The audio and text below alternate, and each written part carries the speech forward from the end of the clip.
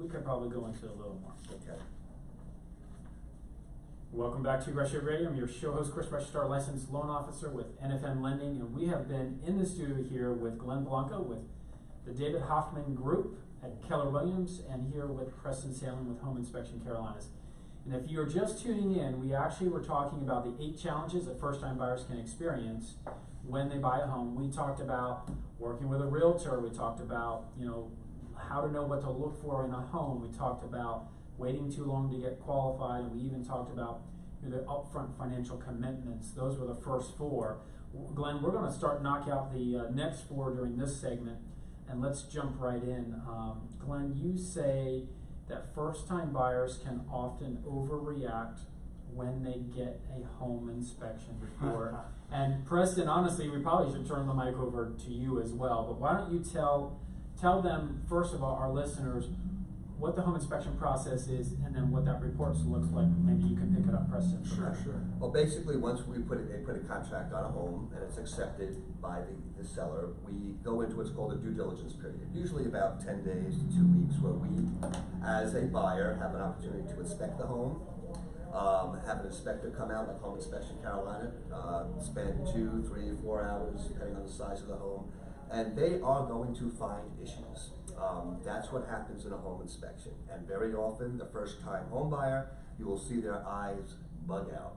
And that's where someone like Preston, who I've worked with his company several times, can come in and help us determine how serious is this issue.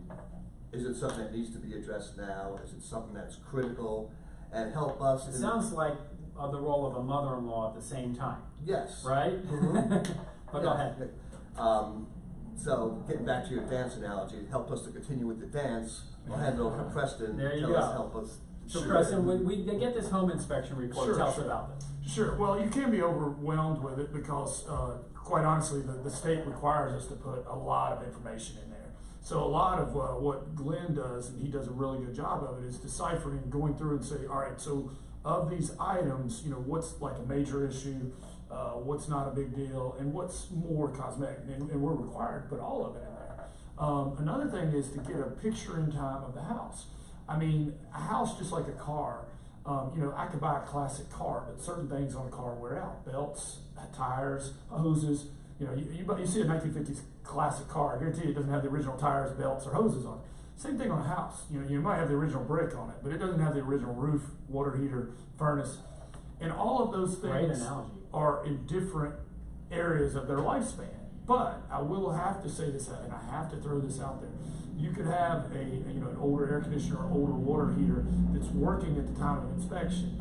You can't make, you can't make them replace it, but you going in, I got a 15-year-old roof.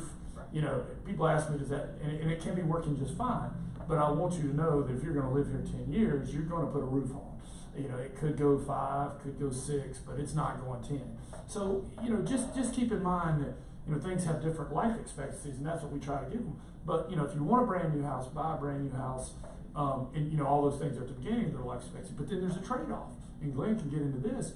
If you buy a new house, you're not going to get the instant appreciation, or I don't know if instant, quicker appreciation that you would with, because they're still building new houses in the neighborhood. Why would somebody pay for yours? Not to mention mature trees and things like that. So there's a trade-off. You buy an older home, you're probably going to experience faster appreciation, but all of your mechanical systems are going to, be at some point in their life expectancy. You buy a newer home, you're not going to get the appreciation as quick, but everything's brand new and it's under warranty. So there's a trade-off. Or you might get a lot and you might not get a lot. Right. A new home hardly has any land these days. And to Talk to Preston, Glenn. He's an expert. to his point, actually I was out at an inspection with one of Preston's folks. It was a home built in 1961, I believe it was, and they had a whole bunch of issues of things that weren't to code. They had a list of issues, and the potential buyer basically asked, these things that he needs to deal with, and he said, every home in this neighborhood is going to have the same list. Right.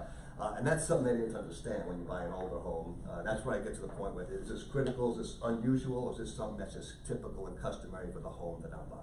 So I think when we wrap put it in perspective and frame it, when we wrap sort of this concept up, at the end of the day, the first-time buyer doesn't understand that there's going to be a laundry list and it's gonna be a big report, whether it's new or old, and to expect to see a lot of items on there, but rely on your realtor to walk you through what's serious and what's not. Can I add something to that? You know, to Glenn's point, you'll get a 1960s home, but what he can do before they get all freaked out and say, oh, I'm gonna buy a new house, and that's an option, but also know that 1960s house probably has hardwood floors, probably all brick, so there's some advantages that you're probably not gonna get in a new home without paying a pretty penny. So there's always trade-offs, and a good realtor like Glenn can explain those to you. Absolutely. Well, let's jump into number 6. A number 6 challenge for first-time buyer experiencing when they're buying their home could be maybe not understanding the detailed nature of the loan process. And I'll probably just grab this one myself. When you are applying for a loan, you know, the lender is looking for you to document or prove that you make the money that you do. Prove that the money that you're going to use for your down payment and closing costs is in your account, belongs to you, and is sourced from a legitimate source. And, you know, generally speaking, this is, while there's great technology and you can use technology in the lending process, you can't take a picture on your iPhone of your bank statement and send me a picture on a text and say, here's how much money I have. And so a lot of times the buyer, the first-time buyer today doesn't understand that I need the bank statement, all pages. They said, well, I don't keep the last page. I said, well, then you've got to go get the last page, because I don't know that the last page is blank because I can't see it because you didn't give it to me, right? But it says pages 1 through 4, I have to have all 4 pages, right? And if your mom's name is still on the bank account, then I have to have something that says, Mom says it's okay for you to use that money, because guess what? It's her money too if her name is on your account. So it's a very detailed process, and a lot of times the buyer can really have challenges because they put more energy saying, I don't want to do that, or I thought I already did that, than just say, okay, well, let's slow down, let me take a second look and just get you what you need. Because oftentimes the information is very easily accessible. I have people tell me today, I don't get pay stubs, it's just automatically deposited into my account. Yet their company does all of their payroll through Paychex. Well, guess what? They just need to call their HR person and get their login, and they can get every pay stub from the time that they started 6 years ago. Sure. And just click download, save as a PDF, and upload. But they'd rather say, I can't get that, or I don't get those, than to say, oh, okay, right? So a lot of times the buyer actually creates some of their own challenges in the loan process, because they're more pushy about saying they can't get it than saying, well, let me see what I can do, right? And it can actually affect their ability to close on time and have the experience that they really need to, because we're trying to document. If we're going to give you $200,000, we just need to show proof that you actually make the money you make. It's think about it. Who else is going to give you $200,000 with no paperwork? Nobody, right? So, all right, that's number 6. Let's roll to number 7, which is they don't understand homeowners insurance. Glenn, what do you mean by this being a challenge for a first-time buyer? Well, you know, a lot of homeowners or sellers will have a home warranty, and there's often confusion between the home insurance and the home warranty, is what I find. Okay. Someone who's taking out a loan, and I think you'll require Yep. home insurance. We're going to require, right, that the structure is insured so that if the fire comes and burns to the Right. ground, because you don't own your house alone unless you pay cash. If you get a mortgage, guess who owns the house? You and the mortgage company, right? Right. They want to make sure that $200,000 structure is built That's back. covered. And that protects you against natural disasters primarily. Things like the structure of the house, your personal belongings in the house, lightning, liability protection if someone gets hurt while they're on your property. Homeowners insurance covers all that. It's regulated by the state, so that's a whole different thing than a home warranty. Absolutely. We're going to talk about home warranty in just a quick second. So I will share with our listeners, Jay McElveen with Goosehead Insurance is a local insurance guy here in town. He is a sponsor of Rush Air Radio. We had him on last week. He is great. He's the one that will walk any one of my buyers through the process of homeowners insurance, why it's required, and really it ends up being a protection for you as the home buyer and the lender at the same time. So if you guys are looking for insurance, let me know. You can dial me at 704-277-4463, and I'll connect you with Jay. That's 704-277-4463.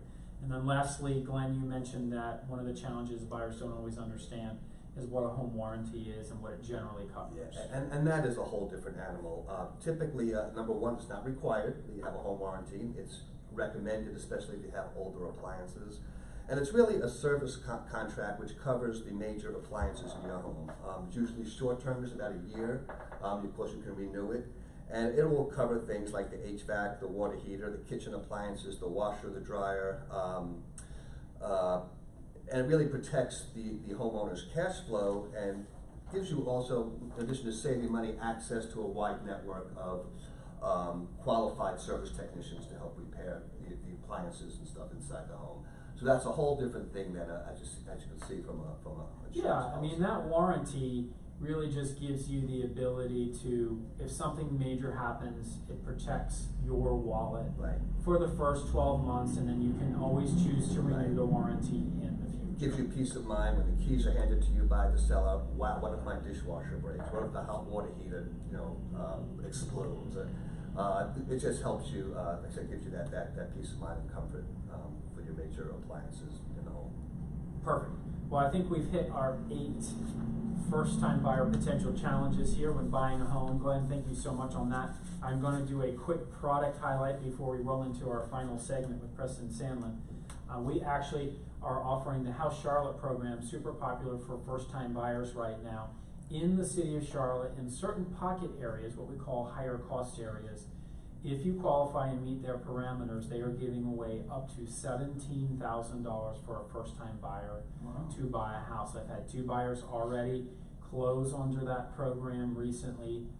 Let me tell you, $17,000 in money is huge for a first-time buyer. So if you are thinking about buying a home, you are a first-time buyer, I am the one that can help you determine whether you qualify for that money or other programs. We've got tons of great programs for first-time buyers. My number is 704-277-4463. That's 704-277-4463. Again, you're listening to Chris Reschar, your host of Rush Hour Radio. We've got one more segment to go, so stay with us. We'll be right back.